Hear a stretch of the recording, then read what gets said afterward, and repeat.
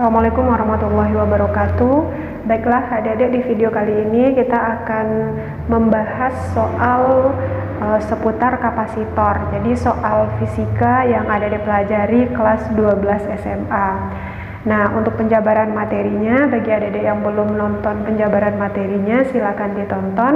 Dan untuk link video sudah kita cantumkan di deskripsi.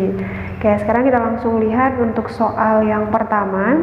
Soal yang pertama katanya kapasitor keping sejajar memiliki kapasitas C jika jarak kedua keping diubah menjadi setengah kalinya dan di antara kedua keping disisipi bahan dielektrik dengan konstanta dielektrik 2, maka kapasitasnya menjadi berapa? Nah, dari kalimat soal ini bisa kita simpulkan bahwasanya si kapasitor keping sejajar ini mengalami dua kondisi. Oke ya, jadi diketahui ada dua kondisi yang dialami oleh kapasitor keping sejajar. Nah, untuk kondisi pertama, apa yang diketahui? Katanya kapasitas kapasitornya sebesar C. Jadi C1-nya sama dengan C. Dari gambar, jarak antara keping itu adalah D.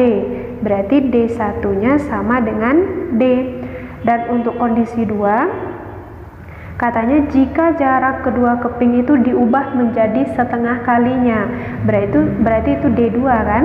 D2 nilainya adalah setengah dari D1 atau setengah D, dan disisipkan sebuah bahan dielektrik. Berarti pada kondisi 2 ini ada nilai K-nya, yaitu 2. Maka nilai kapasitas kapasitornya menjadi berapa? Ingat, karena dia sudah kita tambah dengan suatu bahan dielektrik, berarti yang ditanya itu bukan C2 tapi nilai C2 aksen. Oke ya. Nah, untuk menentukan nilai C2 aksen itu berdasarkan penjabaran materi, hubungannya dengan C apa? Hubungannya adalah K dikali dengan C. C-nya siapa? Tentu C2. Nah, berarti langkah pertama kita cari dulu berapa nilai C2. Karena ada dua kondisi, berarti langkah kita gunakan perbandingan. Oke ya.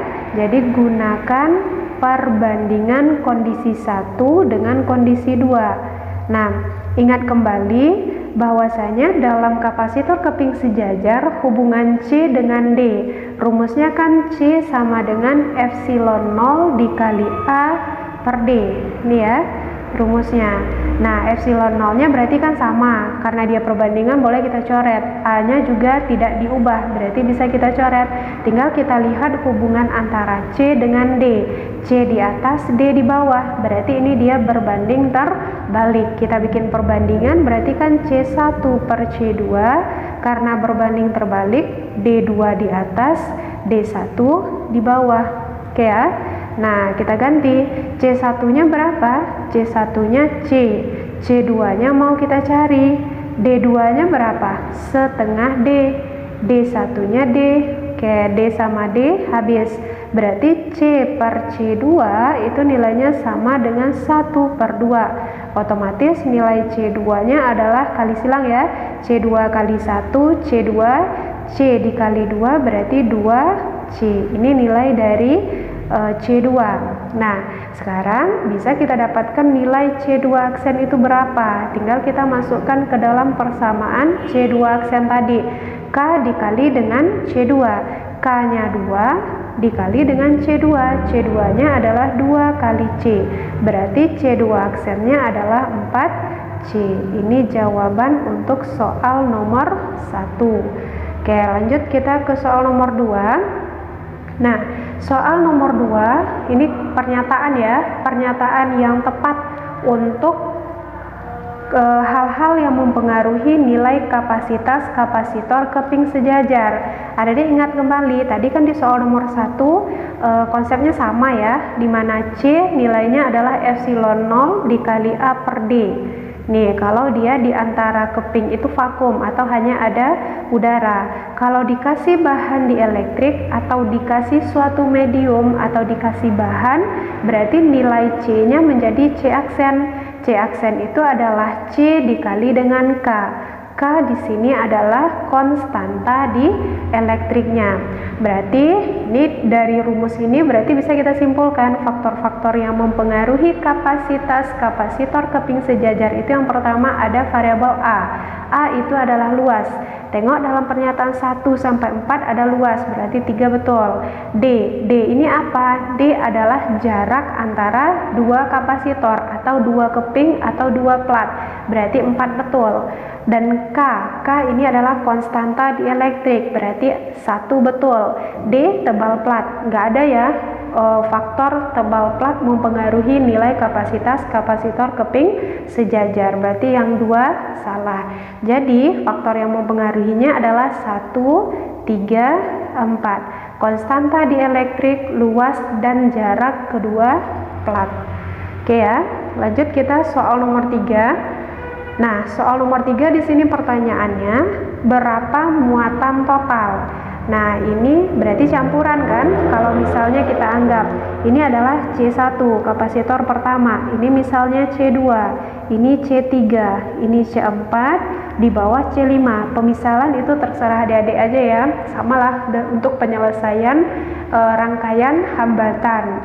Nah, untuk menentukan muatan total, kita ingat kembali rumus kapasitas kapasitor secara umum C sama dengan Q per V.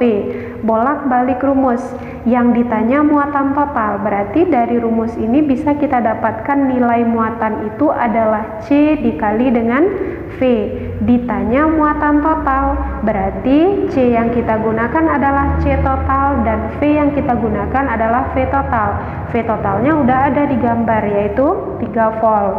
Nah, langkah kita selanjutnya kita cari C total. Oke. Nah, dari gambar bisa kita lihat bahwa hubungan antara C1, C2, dan C3 itu adalah seri. Kita selesaikan dulu. Antara C1, C2, dan C3 ini seri. Berarti kita dapatkan nilai CS. Oke, CS1 untuk indeksnya misalnya, berarti nilainya hati-hati ya. Kalau untuk seri kita 1 per kan, 1 per CS1. Nah, tapi di sini nilai C1, C2, C3-nya sama. Berarti bisa kita langsung pakai cara cepat di mana nilai CS1 itu sama dengan C dibagi dengan banyak dari C itu. Oke. Nah, C-nya berapa? C-nya 3 mikrofarad.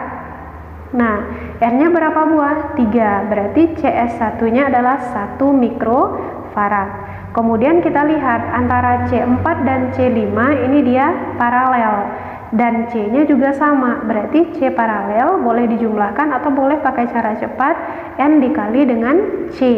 N-nya berapa buah? 2. 2 dikali dengan C-nya 0,5 mikrofarad. 0,5 kali 2 tentu sama dengan 1 mikrofarad. Nah, gambar kita berubah, tentu berubah. Yang C1, C2, C3 itu udah bergabung menjadi CS1. Oke, ini CS1. C4 dan C5 itu udah bergabung menjadi CP. Ini adalah CP. Kita mau menentukan C total. Berarti antara CS1 dan CP ini dia disusun paralel. Kita gunakan konsep paralel lagi untuk menentukan C total. Ini paralel, berarti CP 2 atau ini nilainya sama dengan C total. Ada dijumlahkan atau boleh langsung pakai cara cepat karena dia nilainya sama-sama 1 mikrofarad, N dikali dengan C, atau kan boleh C S1 ditambah dengan CP. 1 tambah 1 itu sama dengan 2 mikrofarad. Oke ya, berarti C total kita adalah 2 mikrofarad. Nah, berarti bisa kita tentukan nilai dari Q total. Jadi, nilai Q totalnya tinggal masukkan ke dalam persamaan Q total sama dengan C total 2 mikrofarad. Tegangan atau potensial totalnya adalah 3, berarti kali 3. Oke, berarti nilainya tentu sama dengan 6. Satuannya apa? Karena ini masih mikro, berarti satuannya adalah mikrokulom. Kalau mau adik-adik ubah ke dalam kulom, kan tinggal dikali 10 pangkat min 6 kulom. Oke ya, ini untuk penyelesaian soal nomor 3. sekarang kita lanjutkan untuk soal nomor 4. Nah, ini campuran lagi, ada 5 buah kapasitor. Pertanyaan yang pertama, berapa nilai kapasitor total? Yang B berarti ini C total ya, C total. Yang B berapa muatan total? Berarti Q total. Yang C berapa muatan masing-masing? C1 berapa, C2 berapa, sampai C5. Yang D berapa potensial masing-masing? Berapa V1, berapa V2, sampai V5. Yang E berapa energi total? Berarti berapa W total? Yang F berapa W pada kapasitor 1? Yang G berapa W pada kapasitor 4? Oke, kita selesaikan satu-satu dulu untuk menentukan kapasitor total. Nah, untuk menentukan kapasitor total ini kita langsung lihat di gambar. Di sini yang bisa kita selesaikan pertama adalah antara C2 dan C3. C2 dan C3 ini adalah seri. Berarti C-nya beda kan? Harus kita gunakan rumus 1/CS. Ini kita anggap simbolnya CS1. Oke, ini sama dengan 1/C2 tambah 1/C3. Berarti ini sama dengan 1/3 tambah 1/6. Samakan penyebut 6, 2, 1. Berarti sama dengan 3/6. Kita butuhnya nilai CS1. Tinggal dibalikin, 6 bagi 3 berarti 2 mikrofarad. Oke ya. Nah, kemudian gambarnya akan berubah. Yang C2 dan C3 itu udah bersatu. Kalau mau digambarkan boleh. Ini C2, C3 udah bersatu menjadi CS1. Oke. Nah, ini berarti di bawahnya masih ada kan? Di bawahnya masih ada C4. Oke, ini C4. Kemudian di sini ada C5. Ini C5 kan? Nah, ini ada C1. Oke. Nah, berarti yang perlu kita selesaikan dulu antara CS1 dan C4. Ini dia kan paralel. Kita dapatkan nilai CP. Di mana nilai CP tinggal ada dijumlahkan. CS1 tambah C4. Oke ya. CS1-nya tadi berapa? 2 mikrofarad. C4-nya berapa? 7 mikrofarad. Berarti nilainya sama dengan 9 mikrofarad. Jadi intinya dalam penyelesaian kapasitor ini jangan kebolak-balik dengan konsep rangkaian hambatan. Karena kalau dalam rangkaian hambatan, seri tinggal kita jumlahkan. Kalau paralel, 1/. Kalau untuk kapasitor kebalikan. Seri 1/, untuk paralel kita jumlahkan. Oke, lanjut kita ke penyelesaian kapasitor total. Berarti kan gambar kita berubah lagi. Ini C1. Nah, di sini CS1 dan C4 udah bergabung menjadi CP dan C5. Berarti antara C1, CP dan C5 ini dia seri. Dan nilai ini kita simbolkan dengan CS2. Di mana nilai CS2 itu sama dengan C total. Oke. Nah, berarti 1/C total itu sama dengan 1/C1. 1/C1 berapa? 18. CP berapa tadi? 9. 1/9 ditambah 1/C5 berarti 1/18. Ini yang sama kita jumlahkan dulu ya. Berarti 1/C total sama dengan 2/18 tambah 1/9. 2/18 itu kan sama dengan 1/9 juga. Berarti ini sama dengan 2/9. Maka nilai dari C totalnya adalah 9/2. Satuannya apa? Mikrofarad atau sama dengan 4,5. Oke, itu dia untuk yang poin A. Lanjut kita ke poin B. Poin B pertanyaannya adalah berapa nilai muatan total. Nah, untuk menentukan muatan total berarti kan tinggal kita gunakan persamaan tadi C sama dengan Q/V. Berarti muatan total Q total tentu sama dengan C total dikali dengan V. C totalnya berapa? 9/2. V-nya berapa? 6. 6 bagi 2, 3.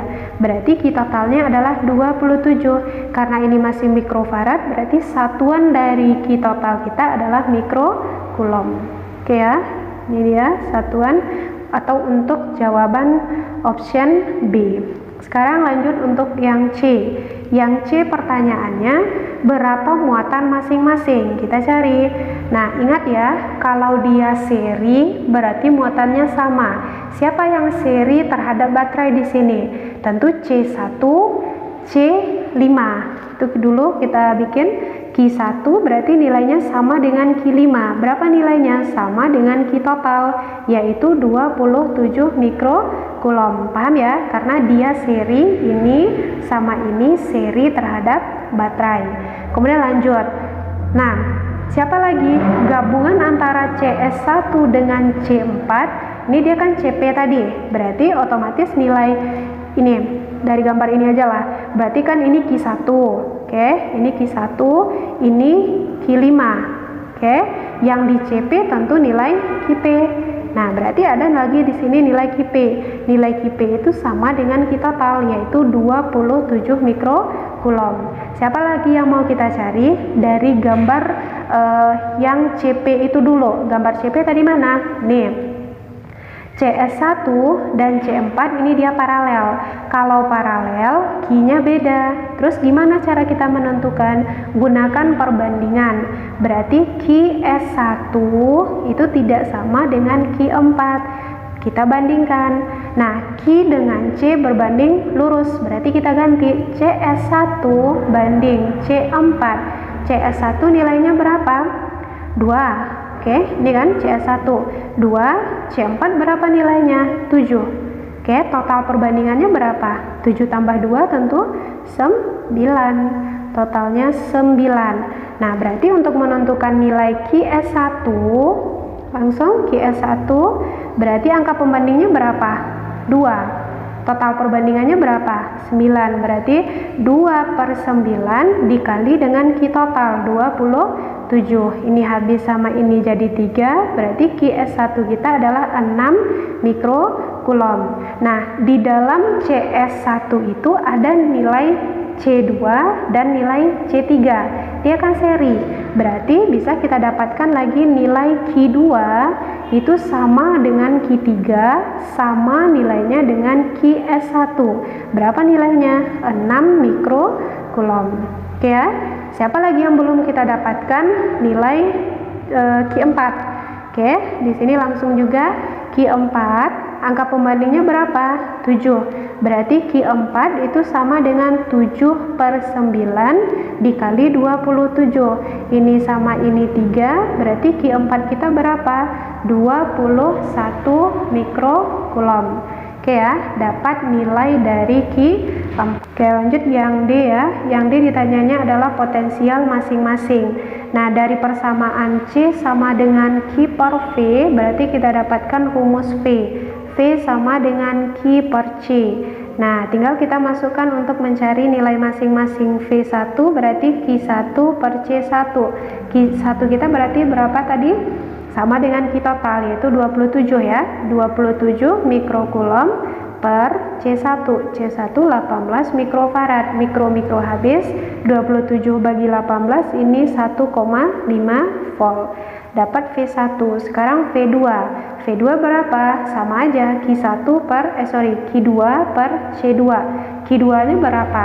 Q2 kita dapatkan nilainya sama dengan QS, yaitu 6 mikrokulom. Berarti 6 mikrokulom dibagi dengan 3 mikrofarad. Mikro habis berarti 2 volt. Kemudian V3. V3 berarti Q3 dibagi dengan C3. Q3 tentu sama dengan Q2 ya. 6 juga. 6 mikrokulom dibagi dengan 6 mikrofarad. Berarti sama dengan 1 volt. Nah, kemudian V4. V4 berarti Q4 dibagi dengan C4. Q4 nya berapa? Q4 tadi nilainya sama dengan 21 ya. Jadi 21 mikrokulom dibagi dengan 7 mikrofarad. Berarti nilainya sama dengan C4 ya. Ya, C4 7 kan? Berarti sama dengan 3 volt. Kemudian V5. V5 berarti sama dengan Q5 per C5. Q5 kita berapa? Q5 kita adalah 18. Oke, sama dengan Q5 kita sama dengan Q1, 27 ya. 27 mikrokulom dibagi dengan C5 kita adalah 18 mikrofarad. Berarti kan nilainya sama dengan 1,5 volt karena kapasitasnya sama. Lanjut ya. Untuk yang E lagi. Pertanyaannya adalah energi total. Untuk menentukan energi total mending kita gunakan rumus setengah Q V. Oke. Setengah Q-nya tentu Q total karena mau mencari W total dikali dengan V. Nah, Q total kita tadi berapa? 27. Tapi 27 mikrofarad. Kita ubah ke dalam satuan farad. Min 6 kulom ya. Mikrokulom. Berarti ubah ke kulom 27 kali 10 pangkat min 6. V kita berapa? 6. 6 sama 2, 3. Oke. Nah, di sini kan tinggal kita kalikan 27 dikali dengan 3. Ini sama dengan 81. Oke, berarti sini ya 81 Joule. Ini energi total. Lanjut untuk menentukan berapa energi pada kapasitor 1 dan energi pada kapasitor 4. Jadi untuk yang F ditanyanya adalah berapa W1. Sama aja rumusnya, setengah Q1 per V1. Q1 nya tadi berapa? 27. Berarti ini setengah kali 27, ubah satuannya ke kulom, min 6 kulom dikali, ini masih ada ya, 81 kali 10 pangkat min 6, yang min 6 nya. Nah, berarti ini dikali dengan V1. V1 kita 1,5 atau 3 per 2. Oke, berarti ini sama dengan 81 kali 10 pangkat min 6 dibagi dengan 4. Oke, 81 dibagi 4 itu sama dengan 20,25 kali 10 pangkat min 6. Satuannya adalah Joule. Cara yang sama untuk menentukan W pada kapasitor 4. Berarti W4 nilainya berapa? Setengah kali Q4 dikali dengan V4. Nah, berarti setengah Q4 kita 21 kali 10 pangkat min 6 dikali dengan V4 kita 3. Berarti ini sama dengan 21 kali 3 tentu sama dengan 63 ya. Oke, 63 per 2 dikali 10 pangkat min 6. Oke, berarti ini nilainya sama dengan 31,5 kali 10 pangkat min 6 Joule. Oke, adik-adik, itu untuk penjabaran soal tentang kapasitor. Jika ada pertanyaan, silakan langsung tinggalkan pertanyaannya di kolom komentar. Semoga bermanfaat. Assalamualaikum warahmatullahi wabarakatuh.